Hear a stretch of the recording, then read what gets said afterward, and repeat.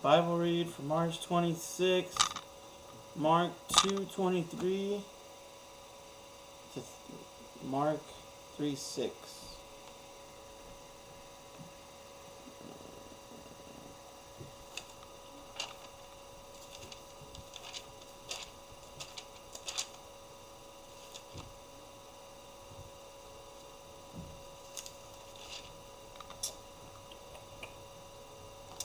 The discussion about the Sabbath. One Sabbath day, as Jesus was walking through some grain fields, his disciples began breaking off heads of grain to eat. But the Pharisees said to Jesus, "Look, why are they breaking the law by harvesting grain on the Sabbath?"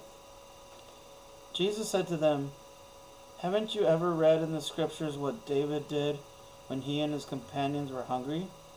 He went into the house of God and broke the law by eating the sacred loaves of bread that only the priests are allowed to eat.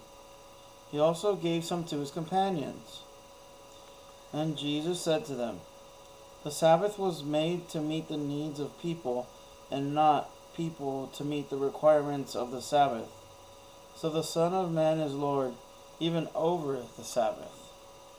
Mark chapter 3, 1. Jesus went into the synagogue again and noticed a man had a deformed hand. Since it was the Sabbath, Jesus' enemies watched him closely. If he healed the man's hand, they planned to accuse him of working on the Sabbath. Jesus said to the man with the deformed hand, "Come and stand in front of everyone." Then he turned to his critics and asked, "Does the law permit good deeds on the Sabbath? Or is it a day for doing evil? Is this a day to save life or to destroy it?" But they wouldn't answer him. He looked around at them angrily and was deeply saddened by their hard hearts. Then he said to the man, "Hold out your hand." So the man held out his hand, and it was restored. At once the Pharisees went away and met with the supporters of Herod to plot on how to kill Jesus.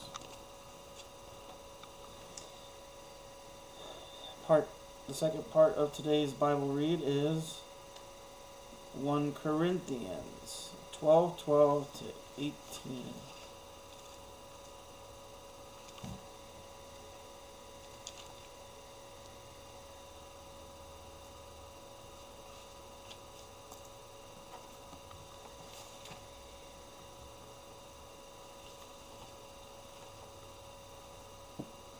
And this is about one body with many parts.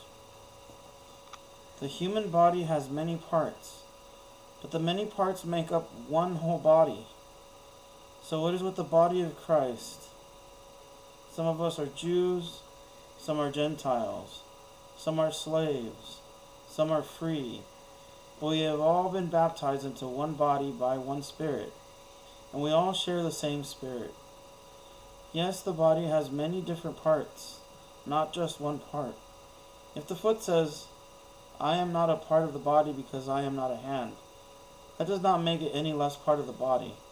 And if the ear says, "I am not part of the body because I am not an eye," would that make it any less a part of the body?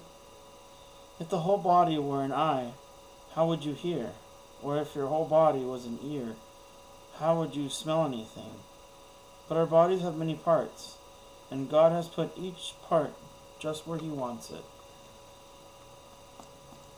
We all have a unique purpose in God's plan. See you tomorrow.